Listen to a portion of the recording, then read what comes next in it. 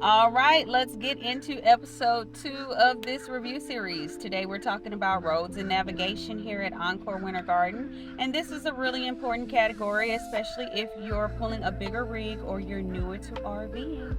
For roads and navigation here overall, I would give this area a 4 out of 5. It's functional, it's straightforward, and for the most part, it's very easy to get around. But there are a few details you'll definitely want to know before you arrive. So let's start with the big question everyone has. Are the roads tight or wide? Inside the resort, most of the roads are comfortably wide. I don't feel squeezed or pinched when I'm driving around, but there is one section in particular, and this is true every time I go past it, where the road gets really tight near their little lake feature. And when I go by there, if I was taking my RV, I would definitely be taking a deep breath. But it's not so tight that no one can get through because there's plenty of big rigs over there. So maybe it's just me. I'll watch my mirrors if I take my RV through there. So it's passable, just not my favorite section. Okay. Now, as far as ease for big rigs, you're going to see everything in here. Class A's, fifth wheels, travel trailers. So that tells you right away that larger setups can get in and around in this park without too many issues.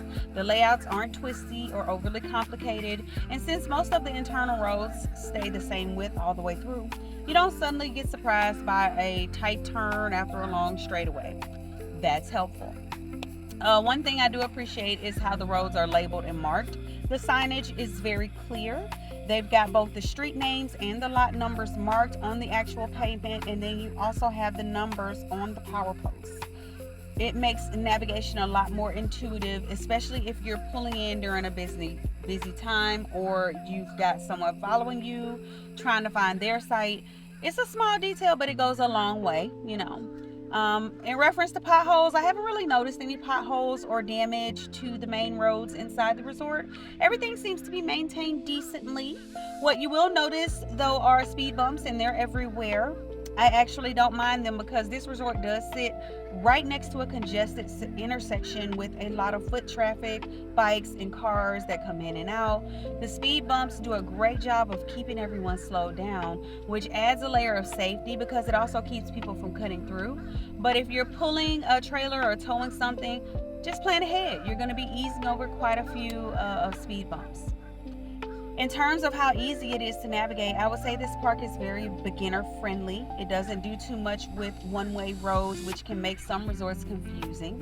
Most of the paths run in simple loops or straight lanes, so you don't feel like you're guessing which way to go or constantly having to backtrack. The layout is straightforward, and that makes moving through the resort feel very simple. Now, I do want to bring this part up again because it overlaps with the first impressions that we talked about in the previous episode. The outer roads leading to this resort are very busy. This is just a high traffic intersection with a lot going on around it. So while navigation inside the park is calm and controlled, the area right outside the gate is the opposite. Cars, pedestrians, bikes, people coming from the park up the road, the Aldi, the Publix, RV sales, Enterprise. It's not unsafe, you just want to be alert. And once you're past the entrance and you're fully inside, the roads are quiet. No one's revving their engines in the park. No one's speeding through thanks to those speed bumps. It's very relaxed and very manageable. So overall, for roads and navigation, I'd give this resort a 4 out of 5. Wide enough roads for most setups, great signage, minimal confusion, and a simple layout.